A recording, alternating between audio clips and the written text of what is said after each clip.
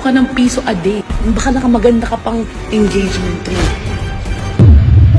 Sayang naman yung 8 years relationship nyo. Ikaw yung nakisama, pero sila ang humusga. To be fair naman para sa nagbigay ng ring, if you were asked me, from my own opinion, medyo mahirap talaga sa pagkakataong hindi pa tayo settled sa buhay.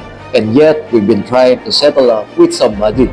Kaya if I were you, wag lang natin sigurong pilitin kung hindi pa kaya. Hindi po totoo yung nakikita natin sa mainstream and social media na merong age requirements ang pag-aasawa, na pag sinabi nilang 25 or 26 dapat may asawa ka na, at the age of 30 dapat settle ka na. No, that's not true. Kaibigan, huwag nating masyadong i-push kung hindi pa talaga kaya para hindi tayo nalalagay sa alanganin. We should always consider the proper planning para din to sa'yo at sa magiging sitwasyon nyo in the future.